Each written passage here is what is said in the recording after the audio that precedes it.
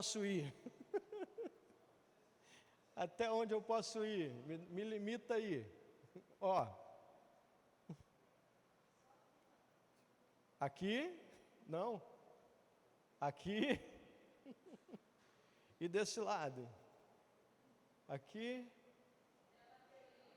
Até a bateria. Tá bom. E descendo?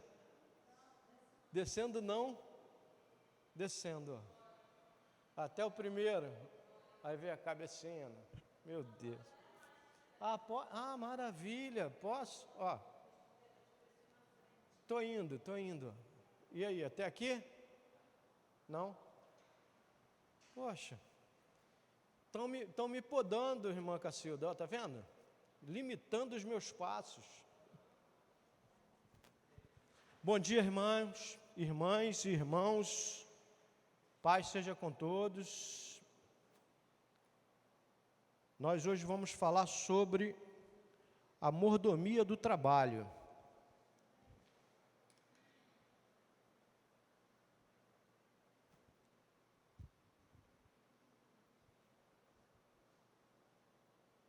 Tem um dito popular que diz que o trabalho dignifica o homem, né? Traz dignidade para o homem, né? Mas hoje a gente está vivendo uma nova realidade, que a mulher também trabalha. E eu entendo que a grande dificuldade hoje é o casal tentar conciliar isso aí. Que a mulher também trabalha fora, né? Além dos afazeres domésticos, ela também trabalha fora. E muitas das vezes isso cria um certo conflito. E ainda mais quando a mulher ganha mais que o homem. Quando a remuneração dela é maior do que a do homem. Isso tudo gera conflito. Mas a gente não vai falar sobre isso hoje. O nosso texto está lá em 2 Tessalonicenses 3, do 6 ao 13. Coloca aí para a gente, painel. Ô, Leandro, ajuda ela lá, Leandro. Que ela está pulando de cadeira ali, coitada.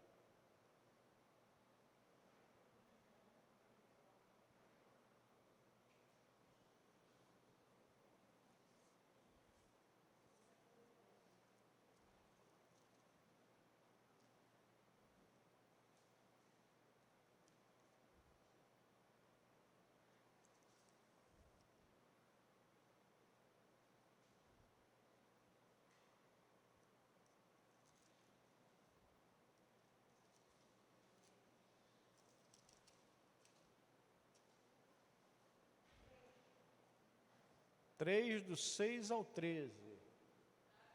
Amém?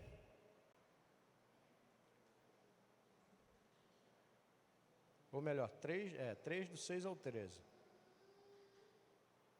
Vindo, porém, agora Timóteo de vós para nós, e trazendo-nos boas novas da vossa fé e caridade, e de como sempre tendes boa lembrança de nós, desejando muito ver-nos, como nós também a vós. Por esta razão, irmãos, ficamos consolados acerca de vós, em toda a nossa aflição e necessidade, para a vossa fé. Porque agora vivemos se estáis firmes no Senhor. Porque que ação de graças podemos dar a Deus por vós? Por todo gozo com que nos regozijamos por vossa causa diante do nosso Deus, orando abundantemente de dia e de noite, para que possamos ver o vosso rosto e superarmos o que falta à nossa fé. Ora, o mesmo nosso Deus e Pai e nosso Senhor Jesus Cristo encaminhe a nossa viagem para vós, e o Senhor vos aumente e faça crescer em caridade, uns para com os outros e para com todos, como também nós para convosco, para confortar o vosso coração, para que sejais irrepreensíveis em santidade diante do nosso Deus e Pai, na vinda de nosso Senhor Jesus Cristo, com todos os seus santos. Amém? Senhor, meu Deus e meu Pai, neste momento, Pai querido, diante da Tua presença, Senhor, te agradecemos, ó Pai, por esta manhã, estarmos aqui, Pai querido, reunidos em Teu nome, para Te bendizer e para Te agradecer, Senhor, pois que Tu tens sido conosco e Tu tens estado conosco. Toma cada um que aqui está, toma, Pai querido, aqueles que não puderam vir, Senhor, que possam ser também agraciados e abençoados, e que Tua forte mão esteja estendida sobre eles, guardando-os, Senhor, desse tempo mau, desse tempo ao qual nós estamos passando agora. É o que eu te peço, Pai, nesta manhã, em nome de Jesus. Amém. Meu povo, por que vocês estão tão longe? Irmã Eliane, chega para cá. Chega a estar dando eco de tão longe que vocês estão. E eu não posso ir até aí, né? Me limitaram. O assunto dessa semana nos mostrará que Deus não faz o homem para viver na ociosidade, mas para lavrar e guardar o jardim do Éden. Gênesis 2:15. Assim veremos como a Bíblia apresenta o conceito de trabalho, sua mordomia e os princípios cristãos para o trabalho. Já estou no primeiro slide, hein? Segundo slide. Que seria o nosso texto. Pode passar ele. Pode passar esse também. O nosso ponto central é: o trabalho honesto dignifica e enobrece o homem, o cristão. Alguém pode me falar a respeito disso? Como que o trabalho me traz dignidade? O trabalho honesto, né? Dignifica, ele traz dignidade e traz nobreza para o homem, ou para o cristão. Alguém pode falar a respeito? Já estou dando a oportunidade para falar logo no início, hein? Depois não reclama que eu não vou dar a oportunidade mais. É digno ao obreiro do seu salário, né?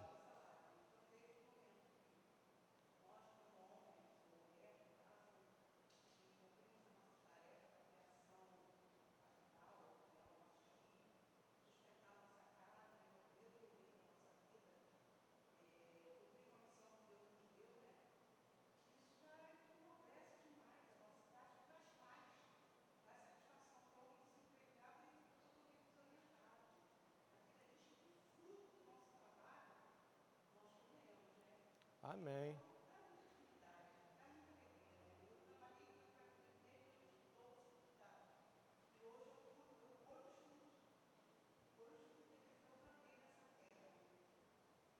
Aos trabalhadores presentes, quem não se lembra do primeiro salário?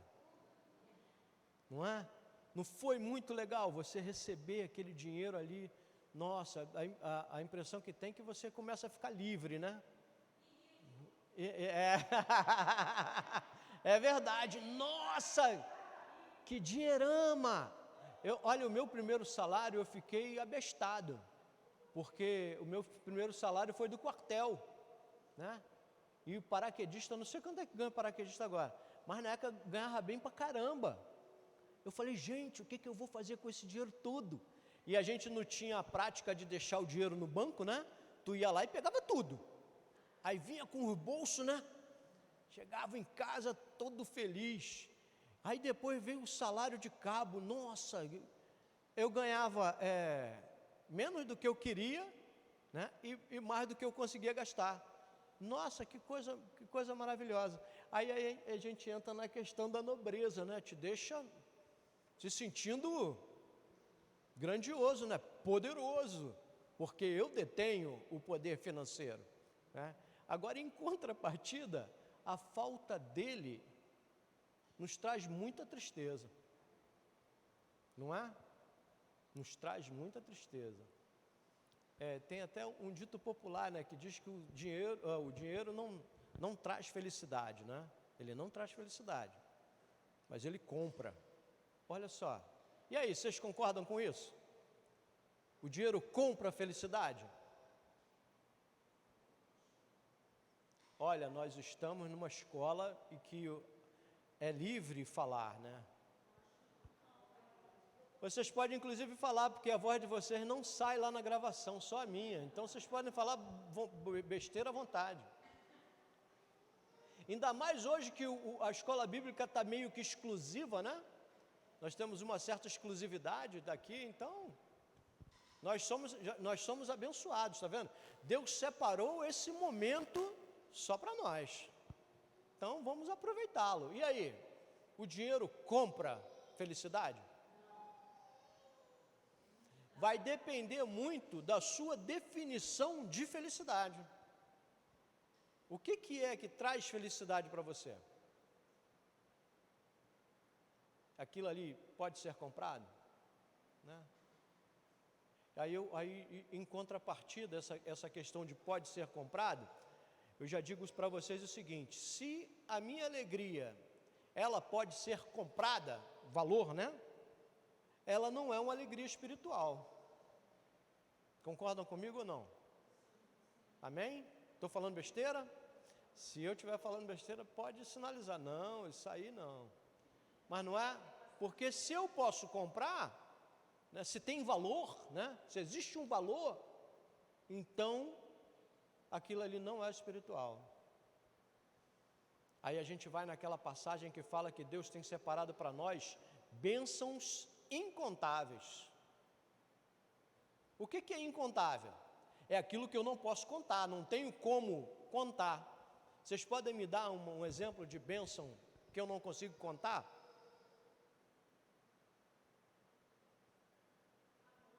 Amor. Tem até uma expressão bem moderna. É o tangível e o intangível. Essa é uma expressão bem moderna. E aí, o que é tangível? É aquilo que eu posso tocar. E o que é intangível? É aquilo que eu não consigo tocar. É o que bem Larissa falou, o amor, né? E detalhe que o amor, ele desencadeia, né, várias coisas através dele. E eu acho até interessante que em algumas passagens a Bíblia fala amor e a Bíblia fala caridade. Em algumas traduções tirou a caridade e botou amor. Isso deu uma discussão tremenda no seminário, porque eu falei que o amor era desculpa para o crente não fazer a caridade. Nossa, um monte de crente ficou revoltado. Não que essa caridade aqui, não é amor, cara, está escrito caridade. Caridade o que é? É ajudar o próximo, não é? Não, mas se eu tiver amor, eu vou fazer. Não, mas aqui está escrito caridade. Não está escrito amor. Porque em outras passagens Deus fala amor, não é? Mas aqui está caridade. Eu até falei para o irmão, o que está escrito na tua Bíblia? Ele está escrito caridade, mas eu entendo, não estou perguntando o que tu entende. Eu estou perguntando o que está escrito aí. Está escrito caridade. Então, é para fazer a caridade, né? É para praticar o amor. Tornar o amor, que é intangível, tangível. Não é? Eu amo aquele povo que sofreu lá em Petrópolis, mas eu vou ficar só no amor, né? Eu vou só orar por eles. Aí eu vou ficar no tangível, né? No intangível. Mas eu transformo o meu amor em materialidade, né? Eu materializo o meu amor com as minhas ações. Aí isso começa a conflitar conosco, porque a gente só vai eu vou orar por vocês, vou orar por vocês. Estamos em oração. Mas eu costumo dizer que é hora de ação, né? É hora de agir, é hora de fazer. É bom também eu me ajoelhar? É bom sim, né? porque aí eu peço orientação ao Senhor, o que eu devo fazer, né? Mas, além de eu estar orando, eu tenho que estar também agindo, eu tenho que estar indo em auxílio daqueles que necessitam. Porque, irmãos, a nossa existência, né, eu estou aqui em função de outrem, porque eu sou crente, então logo não é só para mim. Eu até, é muito interessante, né, de um tempo para cá eu tenho lido a Bíblia, mas eu tenho lido ela com os olhos diferentes. Eu não leio só para mim, eu leio para alguém que eu possa estar trazendo aquela palavra. Não sei se está dando para vocês entenderem. Então, quer dizer, a minha felicidade, ela está em função de ajudar o próximo. Porque aquele que sabe fazer o bem e não faz, ele está fazendo o quê? Está pecando. A gente sabe, está vendo? Se eu perguntar de novo, vai sair aqui um uníssono, pecando. E alguns falam até com um tom de ira, né? Vai estar pecando. Então, por que a gente não faz o bem, gente? Né? Por que a gente está sempre condicionando as ações a outras pessoas? Eis-me aqui, envio o Marcelo. Se tiver na dúvida qual Marcelo, é o manso. Envia ele. Não, o profeta fala, eis-me aqui, envia-me a mim. Euzinho. E o interessante quando ele fala, eis-me aqui, envia-me a mim, envia agora. É já. Por quê? Aquilo que eu já falei, a gente não tem mais tempo. O tempo já era. Talvez o Nicolas tenha um tempo maior que a gente. A Vitória, porque é garota novinha, né, tal, o Pedro, o João. Mas a grande maioria aqui já não tem mais para frente o mesmo tempo que passou. Eu tenho 56, eu não quero viver até os 112 anos. Porque vocês já imaginaram, eu com 112 anos? Vou ficar chato pra caramba. Vai ser aquele velho chatão, né? Imagina. Totalmente.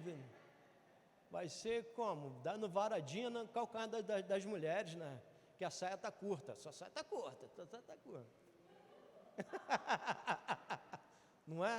Então, a gente não tem mais tempo. Sinto muito dizer para vocês. Então, a gente não pode mais perder tempo com besteira. A gente tem que prosseguir.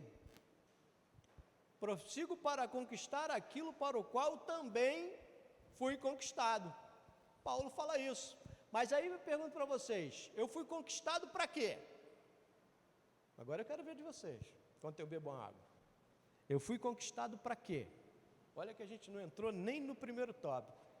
Mas o bom de ser o responsável pela escola bíblica é que se não der tempo, na semana que vem tu marca outra aula. Não é, Everton? Ainda tem que marcar outra aula para o Everton falar de dízimo, que aquela não deu.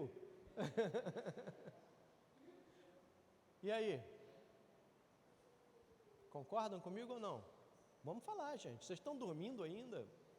Eu estou sozinho aqui. A Carla está doida para falar. Pode falar, Carla. Não?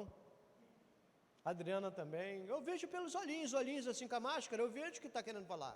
Fica falando assim com os olhos, ó. Ou está dormindo? É muito interessante o nosso posicionamento diante das coisas de Deus. A gente tem que se posicionar. A gente, como igreja, o nosso posicionamento é muito importante, né? E muitas das vezes a gente ouve o seguinte, né? O que a igreja está fazendo a respeito disso? Alguém sempre fala isso, né? Como se ele não fosse igreja, né?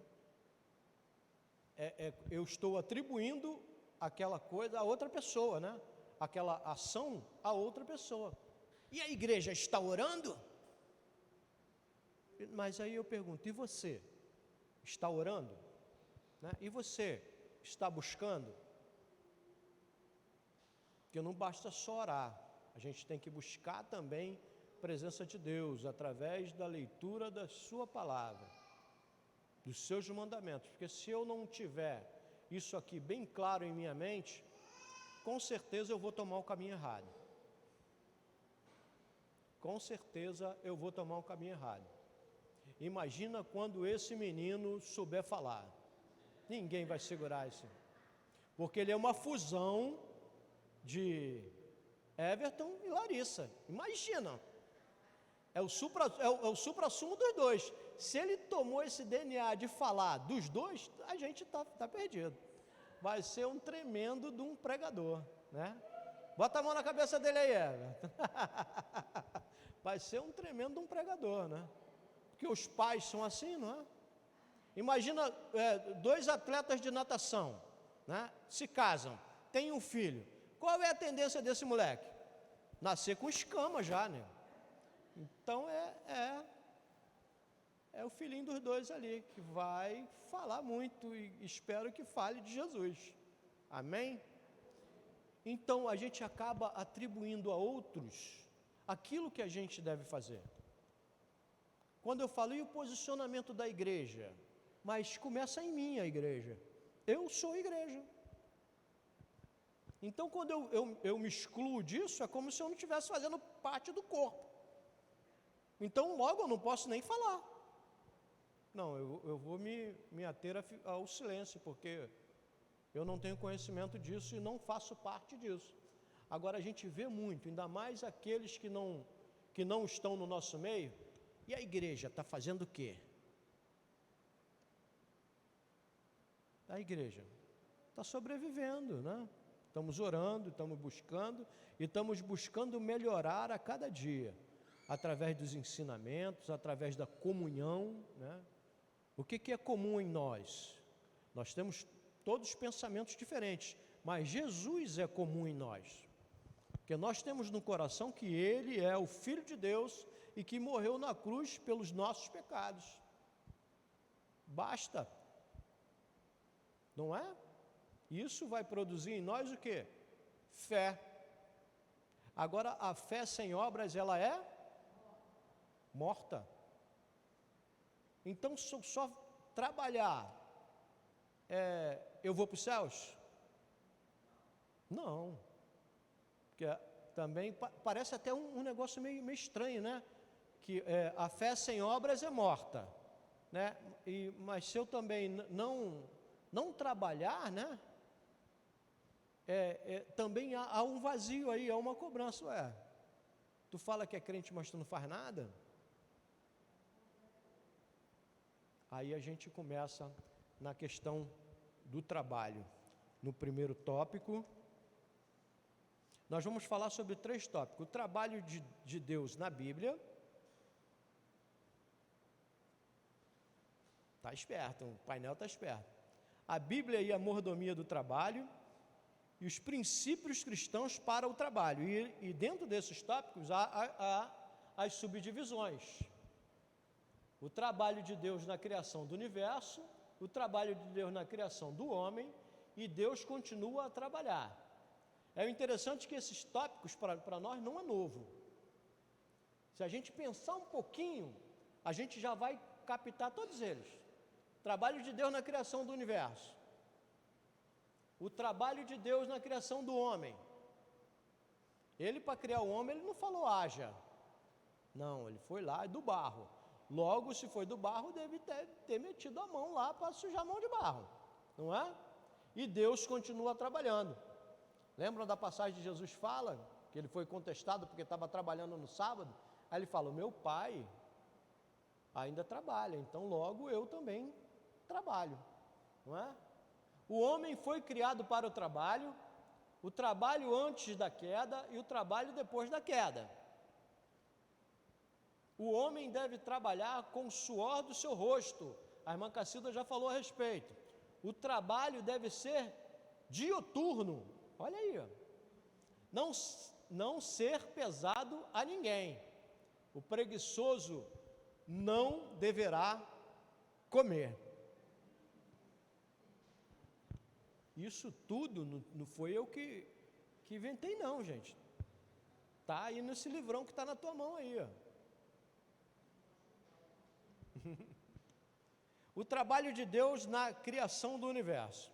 A Bíblia nos relata que Deus criou o universo e os seres vivos em 6 dias, lá em Êxodo 20, 11 e Neemias 9, 6. Ou seja,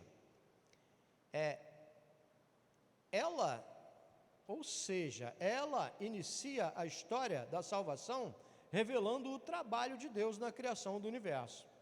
Infelizmente, uma teoria falsa admite que o universo surgiu de uma explosão do Big Bang. Vocês já pararam para pensar se... Tá, tudo bem, foi uma explosão, mas e aí? Explodiu, foi lá e colocou tudo no lugar certinho? Tem até uma historinha que fala o seguinte, né, que foi num colégio de ensino médio, foi pedido para que os alunos fizessem uma maquete do universo. Acho que a galerinha aqui já deve ter feito, né? Está lá os planetas e tal, o Sol. E o professor que estava pedindo para fazer isso, ele não acreditava na criação de Deus. E tinha um aluno crente na sala que discutia com ele a respeito, né? Aí, esse aluno fez uma maquete linda, né? Nossa! Aí chegou lá e apresentou, aí a maquete dele foi a melhor de todas. Aí o professor chegou para ele, vem cá, como é que você fez isso aí, cara? Ficou muito bom. Ele, professor, não sei, eu dormi, aí deu um clarão na minha mente, aí quando eu acordei, estava na minha sala. E assim, a professora olhou para ele, você está de brincadeira, né? Ele, não, foi. Aí o aluno virou para ele, professor, acredita que numa explosão o universo foi criado e esse negócio pequenininho aqui não está lá, não pode não ter sido criado? Então, quer dizer, e o detalhe é o seguinte, se você parar para ouvir, né, esses estudiosos, talvez eles até te convençam da criação do universo através do Big Bang. Mas por quê? Porque eles têm argumentos para a defesa. E nós nos ocultamos na ignorância. Não, é melhor que eu não saiba, não é? Que parece que de repente a omissão vai me tirar vai me liberar do pecado. Não, eu vou chegar lá para o Senhor e vou dizer que não, eu não sabia disso. Como não? O pastor Amadeu diz o seguinte, você sabe ler e escrever? Sei, então, tu pode fazer qualquer coisa. Você está com um livro na tua mão da lei, você não precisa de mim, nem de ninguém, para te ensinar isso que está aí, a não ser o Espírito Santo. Claro, dúvidas irão aparecer, parece para mim até hoje. Às vezes eu me deparo com uma situação, falei, que isso, Senhor? Aí eu vou lá em Deuteronômio 29, 29, né? As coisas ocultas e as coisas reveladas. As coisas ocultas são para Deus e as reveladas são para nós. Então, se não me foi revelado, é para Deus. Mas como eu sou um camarada impaciente quanto a isso, eu vou buscar. Eu vou perseverar para esclarecer aquilo que está ali. Porque se ele deixou aqui escrito, é para nós. Concordam comigo? É para nós. Cabe a nós o quê? Decifrar o que ele está querendo falar conosco. Porque é importante para nós que a gente tenha uma intimidade com relação à Bíblia. Dá sono? Claro, dá sono, vai dar um monte de coisa. Vai criar um monte de coisa para tentar tirar a tua atenção. Eu lembro até que a gente estava no culto lá na minha mãe, né? A gente está fazendo um culto lá na sexta-feira, e tinha uma rolinha, aquele passarinho, né? Que passava voando toda hora no meio da gente. Falei, gente, que isso? Aí toda hora tirava a atenção da galera que estava ali, né? Eu falei para ele, gente, o Coisa Ruim vai criar um monte de artifícios para tentar tirar a nossa atenção. Então está repreendido, esse animal vai parar de vir aqui, em nome de Jesus. Mas dava rasante assim no meio da gente. Eu, gente, que isso? A primeira vez eu levei até um susto. Que isso?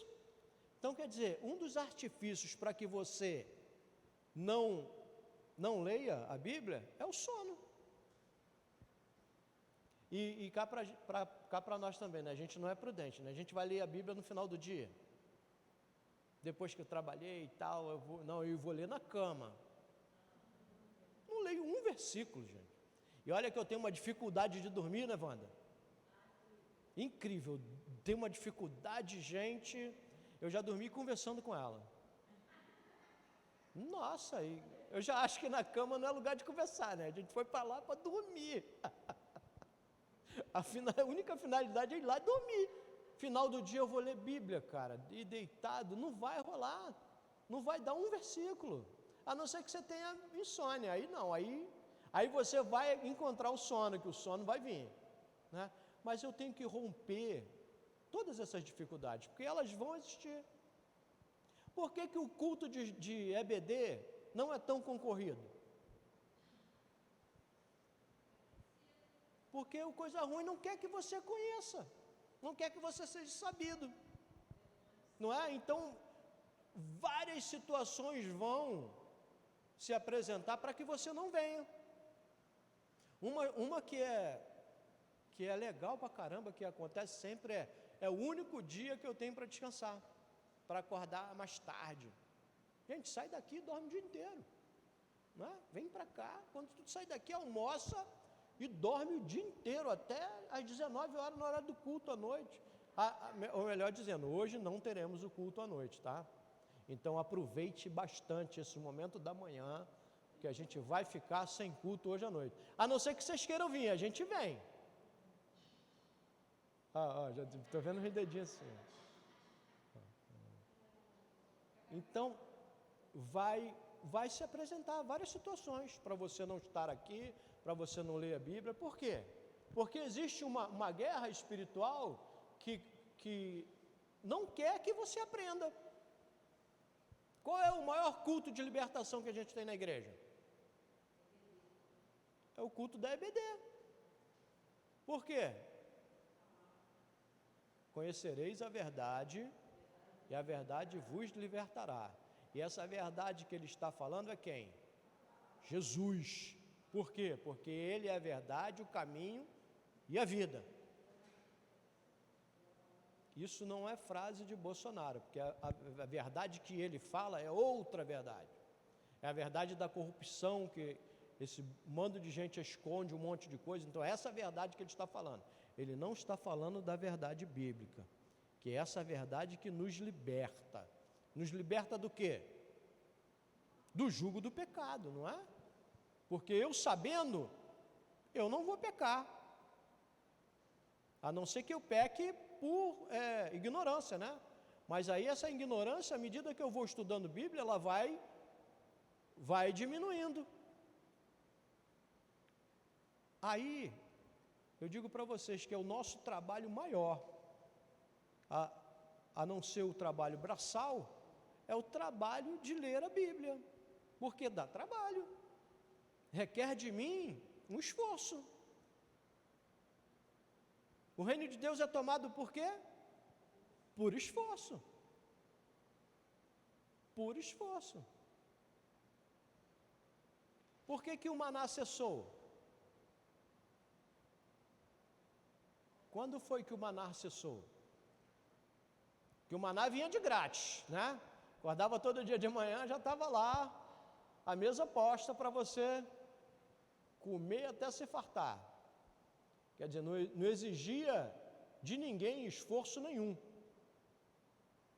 Mas quando eles entraram na terra prometida, aí exigiria deles o esforço. Então agora vocês vão ter que produzir o pão de vocês, não é? Eu estou te dando aí a terra que emana leite e mel. Agora cabe a vocês cuidar dela e subtrair o que ela tem para vocês. E vamos nós. E por acaso tudo se organizou no cosmos. Isso aí é a teoria do Big Bang, né? Mas a palavra de Deus mostra que por causa do seu orgulho, o ímpio não investiga todas as suas cogitações. Não há Deus. Está lá em Salmos 10, 4 e por aí vai. Está vendo aqui, ó, por causa do orgulho, o ímpio. Interessante que ele reduziu, né, o público ao ímpio. Então o crente não é orgulhoso. Eu tiro essa palavra, orgulho, da vida do crente? Vamos lá, gente. Não? Por quê?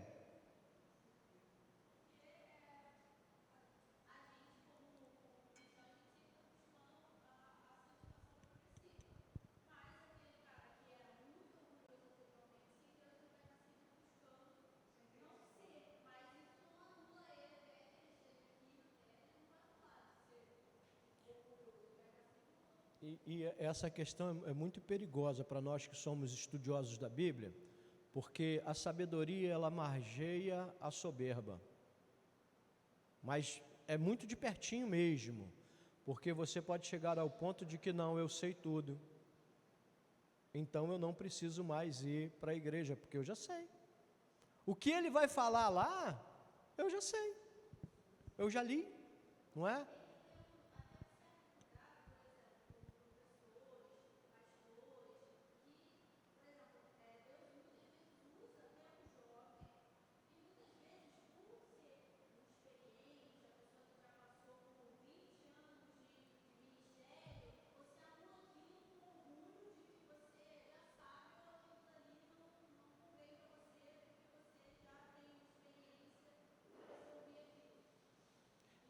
Eu já tive a oportunidade de ministrar uma aula de EBD. Eu era o mais novo, né? Acho que eu tinha o quê? Devia ter uns 35, por aí. E o público era tudo já crente velhotinho, né? Aqueles crentes já de 50 anos de igreja e tal. E dentre eles tinha um que era juiz. E quando eu terminei a aula, ele virou para mim, ele se levantou e me agradeceu pelos ensinamentos que eu passei para ele, né? E aí, nossa, aí eu fiquei assim, nossa, eu tenho alguma coisa para te ensinar? Ele tem, meu filho, e me ensinou. Quer dizer, ele foi humilde, né? Para declarar que ele aprendeu comigo, sendo muito mais jovem que ele. Agora, em contrapartida, eu chamei uma vez um irmão que tinha acabado de terminar o seminário para ele frequentar a escola bíblica, porque ele queria convidá-lo para ser professor na EBD, né? Aí ele virou para mim, mas o que eu vou aprender lá? Aí eu falei, olha, a primeira coisa que você vai aprender é humildade. Você vai aprender a humildade, ser humilde. Aí ele ficou assim me olhando, né? Tá bom, obrigado. Mas não é? O que eu vou aprender? Quer dizer, já aprendi tudo que tinha que aprender? Eu já esgotei o assunto Bíblia? Nossa, só em eu falar isso eu já estou pecando, porque o assunto Bíblia nunca se esgotará. Porque a Bíblia ela é viva, ela é renovada. Ela a todo momento ela te traz uma revelação. Se você separar uma passagem bíblica e pedir para passar para vários pregadores, todos vão pregar a mesma passagem, mas cada um vai trazer um posicionamento para você, talvez muito diferente do que o outro falou, porque são os pontos de vista. Inclusive eu vou trazer aqui para vocês, que hoje vocês estão bem hoje, vão ficar me ouvindo aí umas 2 horas. Então eu vou trazer para vocês aqui uma passagem que vocês já conhecem há muito tempo. Inclusive eu já falei dela muitas vezes, mas não aqui, mas a gente vai esmiuçar um pouquinho ela. Mas por quê? Porque ela é viva. Mesmo para mim, ela me trouxe outra revelação a respeito daquele assunto. Mas por que essas revelações acontecem? Fala para mim. Vitória, você está doida para falar? Pode falar. Não? Ninguém quer falar, gente. Os meus argumentos estão acabando, eu vou dizer logo isso. Se vocês não me ajudarem, a gente vai terminar a aula daqui a 12 minutos. E eu estou ainda no primeiro tópico. Everton, estou no primeiro tópico ainda.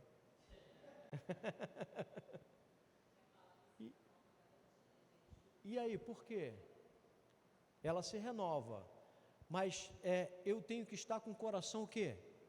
Aberto, né? Eu tenho que estar com a minha mente liberta para que eu possa receber aquilo.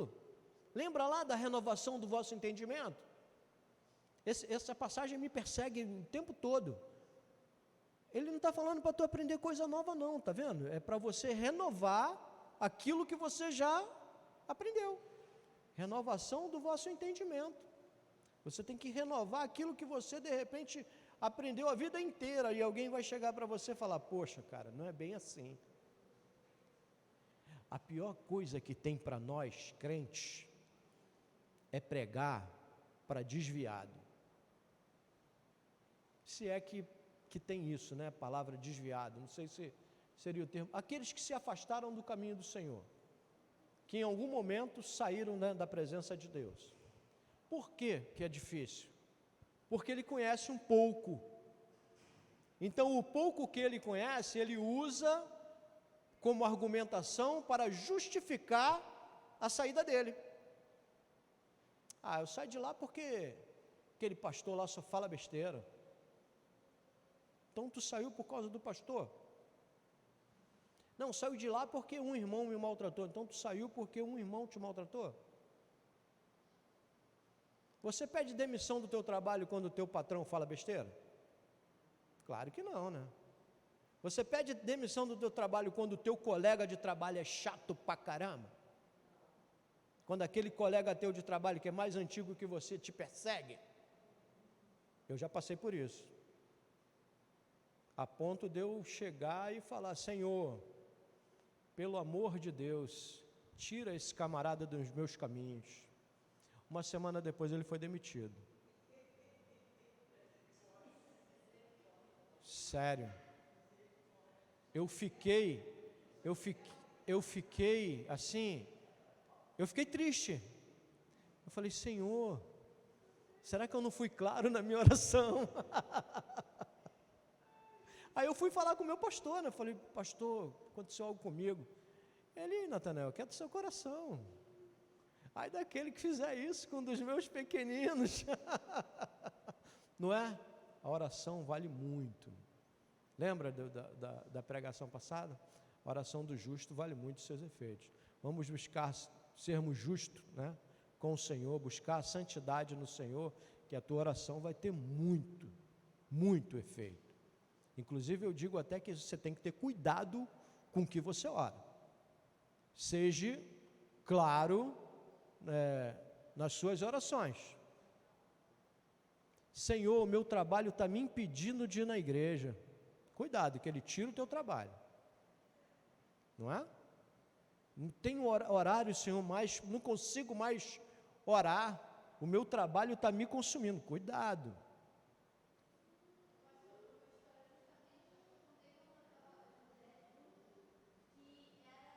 Vem para cá, menina, vem cá. Aí tu aparece na gravação, vem, que ninguém vai ouvir. Eu não posso ir aí, que senão some, entendeu? Eu viro fantasma. Ela é linda, não é? Olha só. Ai, eu tô toda descabelada, gente. Então, era uma experiência, justamente o pastor estava falando, que uma mãe, ela estava... Tudo que ia falar com essa mãe, ela falava que o filho dela dava muito trabalho. O filho dela tira o tempo dela, que ela não consegue fazer mais nada, e que não dava... E tudo que era desculpa, ela falava que estava muito cansada por causa do filho, enfim. Um certo dia, realmente, o filho faleceu, o filho morreu.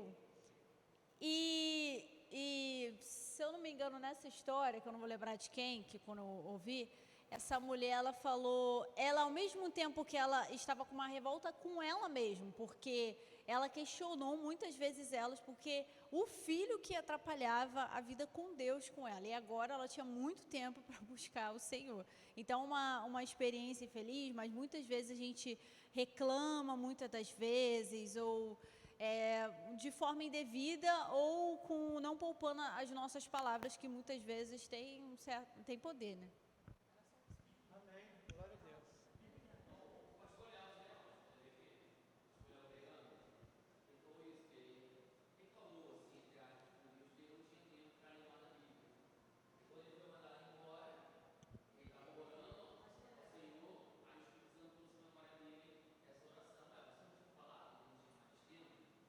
Agora te dei todo o tempo do mundo, agora tu vai... Olha, eu vou dizer para vocês que o período que eu mais li a Bíblia, né, foi na época que eu estava trabalhando no centro da cidade, que eu pegava o metrô, eu arrumava um cantinho ali, abria, pegava uma Bíblia pequena, abria e ficava ali, ó. Eu até acho que eu já contei para vocês uma vez que teve um tumulto dentro do metrô, e uma briga de torcida, né, dentro do vagão onde eu estava ali lendo a Bíblia. Eu sei que quando eu me dei por si, eu estava no outro vagão, em pé, mas eu estava ali, ó, lendo. Aí eu falei, meu Deus, aí eu fechei assim, eu olhei assim, meu Deus, o que aconteceu? Aí tinha uma senhorinha do meu lado, né? Ela, meu filho, onde é que você estava?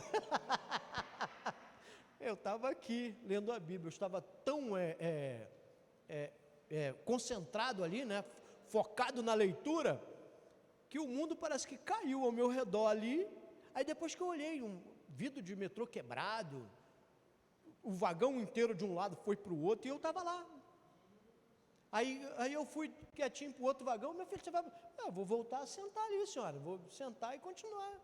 Ela, ai meu Deus, mas por quê? Eu estava ali concentrado na leitura.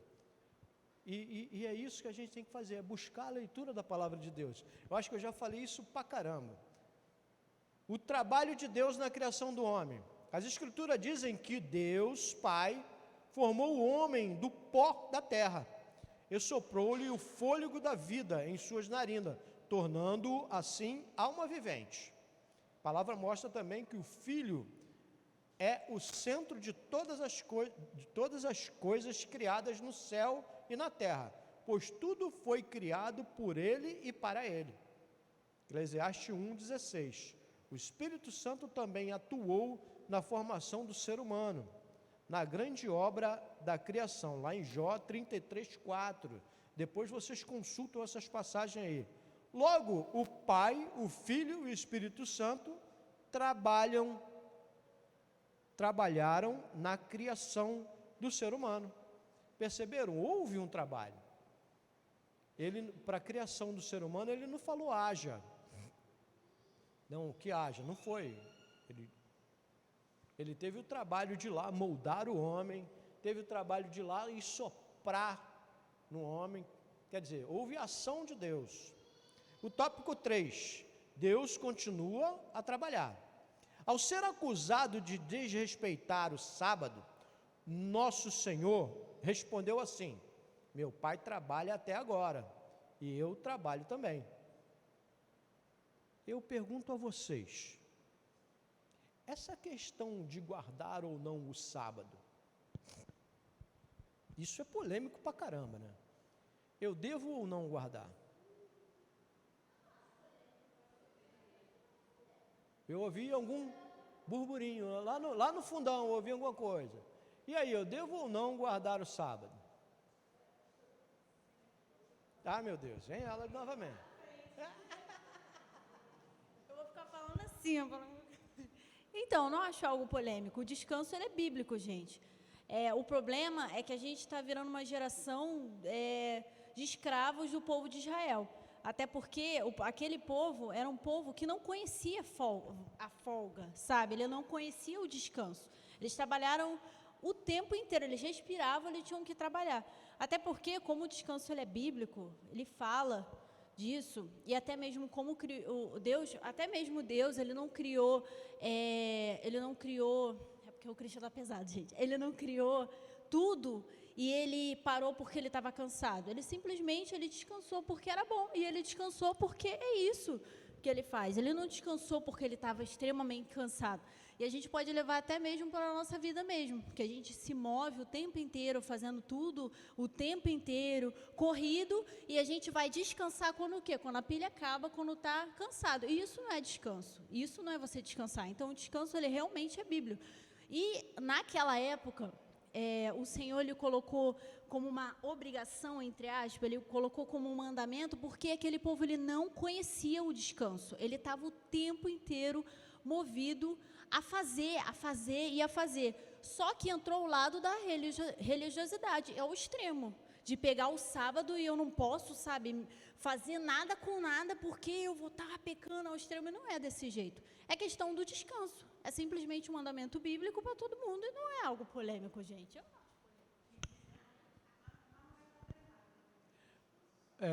O descanso é necessário, né? Se faz necessário. Mas a pergunta foi, o sábado tem que ser no sábado? Aí nós crentes falamos, não, mas eu já guardo o domingo. Eu te garanto que esse crente que falou isso, que guarda o domingo, não está aqui hoje. Ele não está aqui hoje. Ele está realmente descansando, né? Não é?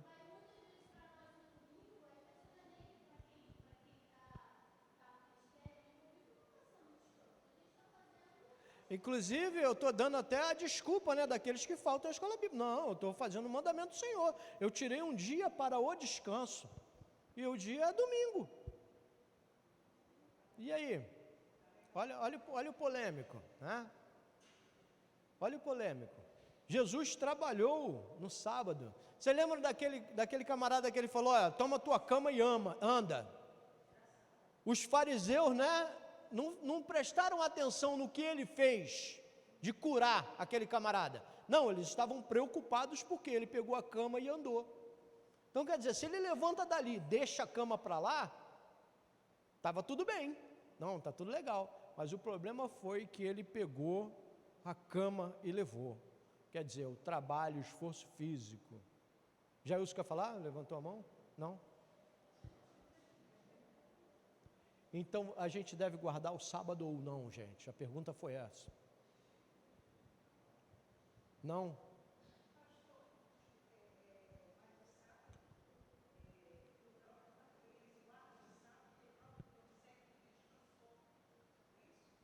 Não entendi, irmã. Desculpa, o painel, vou ter que ir lá na frente. Deus descansou no sétimo dia. Adventista. Exatamente. E o sábado começa às 18 horas da sexta-feira e vai até às 18 horas do sábado, né? Então o sábado começa na sexta-feira. E aí eles estão errados? Estão errados?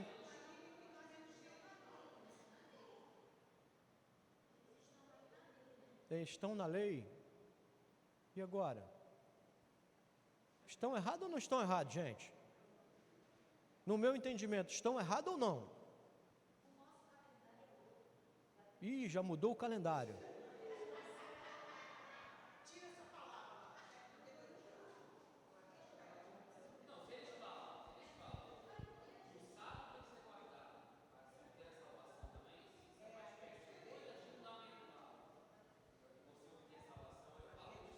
Como é que é o negócio aí, Everton? Não, então, se isso... vamos lá, então. Vamos lá. Deixa eu estar com o Cristian ali. Não, pastor, volta aqui.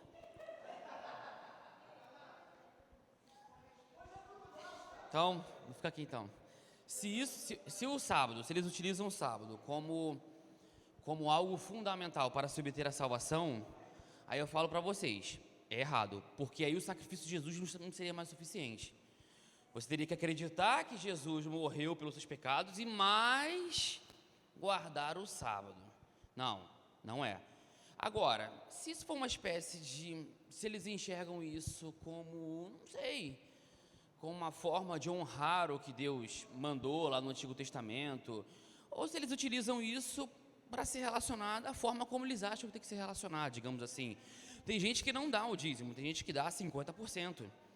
Isso quer dizer que todos sejam obrigados a dar 50%? Não, mas é a forma que a pessoa, é o relacionamento dela com Deus.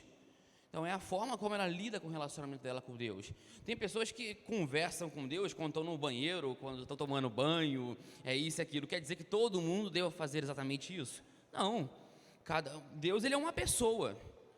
Então nós nos relacionamos com pessoas de uma maneira diferente. Agora, é claro, desde que isso não quebre nenhum princípio bíblico, óbvio. Mas então, para mim, na minha opinião, essa é a questão.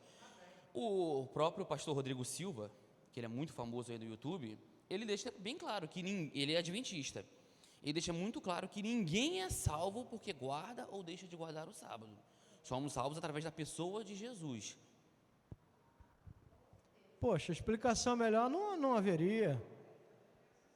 Gente, isso é só uma questão de doutrina da igreja. A igreja, ela procede dessa forma, né? Ah, ela está errada, está certa? Não posso julgar desse jeito, né? A nossa igreja não, ela não guarda dessa forma, né? A gente, entre aspas, guarda o domingo, né? A gente separa o domingo para a adoração do Senhor. Eles separam o sábado, não é? Não, o domingo é o primeiro dia.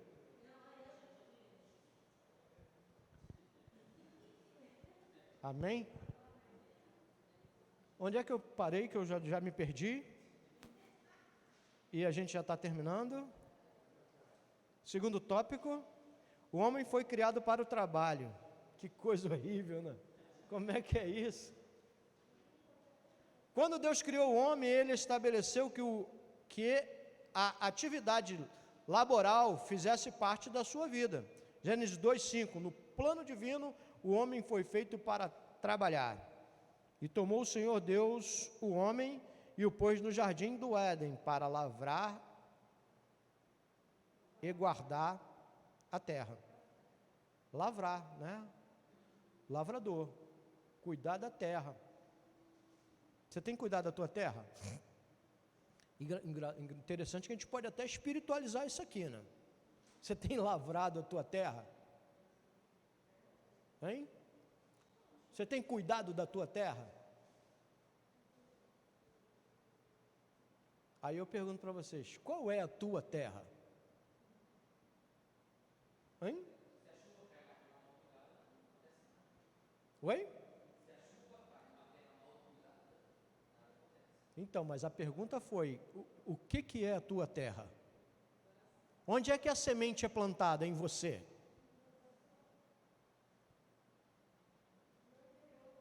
Guardei ou escondi a tua palavra no meu coração, para não pecar contra ti. O teu coração tem sido terra fértil? Se não está fértil ainda, é bom a gente lavrar ele, cuidar dele, para que ele se torne fértil, para que a palavra venha e tenha efeito, porque ela não pode entrar e não achar morada. E quando é que ela não acha morada? Muitas das vezes quando ela se esbarra no meu eu, naquilo que eu aprendi a vida inteira como certo. Não, mas eu não aprendi assim.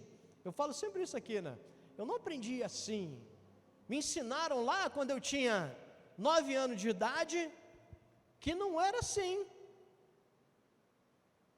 Olha, quando eu cheguei nessa igreja, claro que foi na outra gestão, né? O quê? 10 anos atrás, né? Por aí. Foi logo assim que a igreja foi criada, eu cheguei aqui. Não podia vir pregar de calça jeans. Era determinação. Não podia vir pregar de calça jeans. E olha como eu estou aqui hoje. De calça jeans. Ah, então eu estou pecando?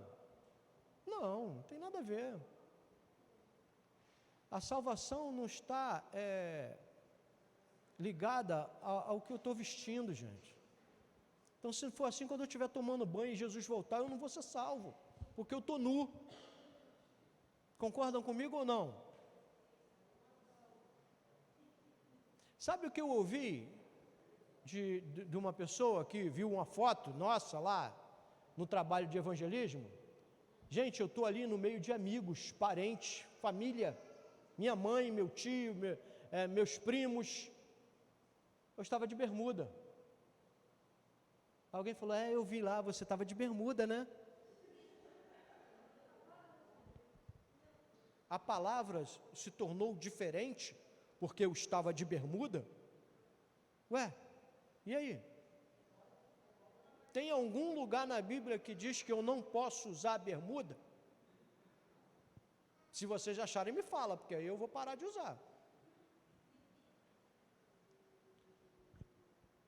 Se liguem no que está sendo ensinado, né? Não deixe que outras coisas te distraiam. Não que o som tá muito alto, não que aquela luzinha ali da caixa acesa está. Não, foque naquilo que está sendo ensinado. Porque senão, é aquilo que eu falei, ele vai tirar a tua atenção para o que está sendo ensinado. Nossa, mas o pregador falou um versículo errado, não era isso não. Acabou o foco da mensagem. Possa ser que isso aconteça. Somos seres humanos, né? Sujeitos a erro. Mas isso aí tira tira o glamour, né? Tira a excelência do que está sendo ensinado. Só tira se eu não quiser aprender. Aí vai tirar. Mas se eu estiver ali sedento para aprender, eu vou aprender. Porque outras coisas não vão me tirar do foco. Lembra lá do vagão? Nada ali, o mundo estava acabando, mas nada tirou o meu foco. Eu estava ali, concentrado na minha leitura. Se eu olhasse em volta, o que ia acontecer? Eu ia afundar. Não é? Lembra do Pedro? Ele estava vendo Jesus, estava caminhando em direção a Jesus, mas ele se distraiu com a onda, com o vento. Aí o que aconteceu? Afundou.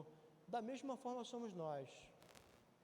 Se a gente não focar no que a gente quer, se a gente não focar em Jesus, que é o nosso alvo, né? É a nossa direção, é o nosso caminho, a gente vai afundar. Amém? Estou falando besteira? 10:11. O pastor já deve estar lá querendo a live já. Cadê a live que não aparece? Eu vou deixar mais para frente essa lição, que na verdade era até o pastor Nível que ia trazer ela para vocês. Mas isso não me exime da responsabilidade. Não, era ele. Mas ele foi aproveitar uma oportunidade para passear. Eu falei para ele, não, camarada, pode deixar que eu vou. Eu pensei até em passar para o Everton, mas o Everton é muito fominha de escola bíblica. Ele já até falou isso, teve uma vez que ele brigou comigo, falou que não, que a lição era dele, que ele ia dar. Eu, não, rapaz, eu dou ela para você. Ele, não, sou eu. Eu falei, não, então eu vou lá ministrar essa lição do trabalho. O terceiro tópico seria depois da queda, né? Infelizmente, após a ocorrência do pecado, tudo foi distorcido na vida do ser humano. Adão adulterou. Não adulterou? Adão não foi um adúltero? Por quê, irmã Eliane? Eu acho que eu já falei isso aqui.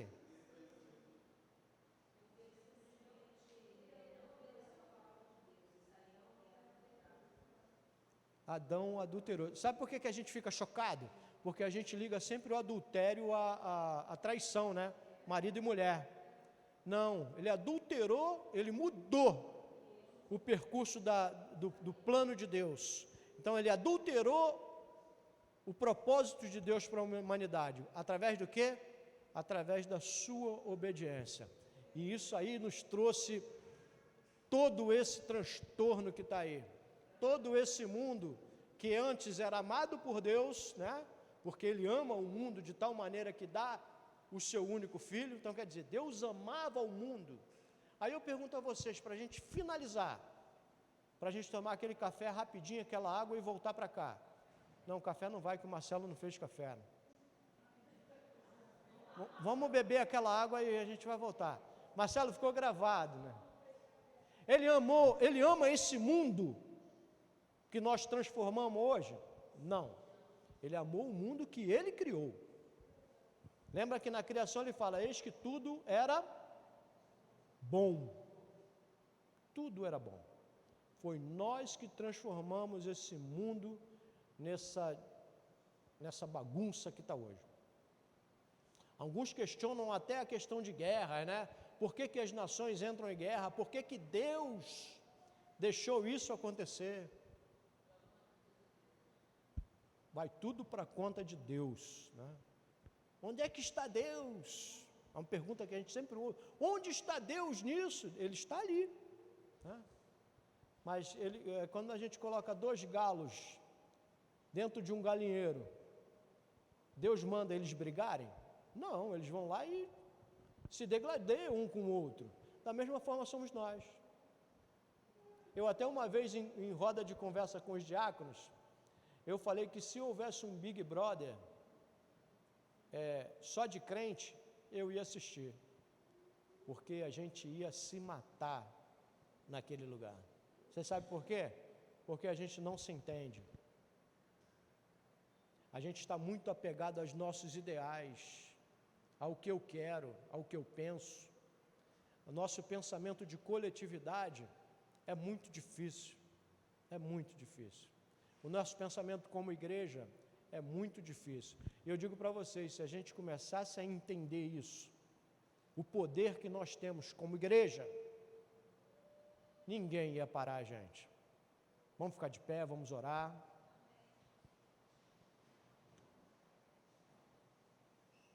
Porque Deus deu o poder na terra à igreja, né? Que ligares na terra será ligado no céu. As portas do inferno não prevalecerão sobre a minha igreja, né? E nós somos, como igreja, detentores do saber Deus, que antes era oculto, né? Mas que agora é revelado através de quem? Da igreja. Que Deus possa ter falado aos seus corações, que possam ter trazido a vocês entendimento da palavra dele, né? E que a gente possa ter acrescido um cadinho, né? Na nossa fé e no nosso conhecimento. Lembre-se sempre que esse assunto Bíblia, nunca será esgotado. E eu falo isso até com autoridade. Nunca será esgotado. A não ser quando a gente estiver lá, né, diante do Pai, né, Ele falando para a gente, aí já vai ser diferente, né? Aí estaremos lá juntinho dele, no gozo eterno. Pai querido, eu te agradeço, Senhor, porque Tu falaste conosco, através dessa lição do trabalho, e eu te peço, Pai, que Tu possa nos ensinar, Senhor, nos ensinar a trabalhar cada vez mais para Ti, e que a gente possa, Senhor, edificar em nossos corações, ó Deus, o Teu Evangelho, que a gente possa edificar, Senhor, no coração do nosso irmão, a Tua salvação, em nome de Jesus, Pai, é que eu te peço. Continua conosco nesta manhã, nós vamos agora, Pai, entrarmos no culto, Senhor, e que Teu Espírito, Senhor, possa estar presente aqui no meio de nós, e trazer, Senhor, para nós alegria da Tua presença, em nome de Jesus, amém. Você pode ficar à vontade em aplaudir o Senhor. Vapt-vupt, é só enquanto a Thelma ali prepara a live.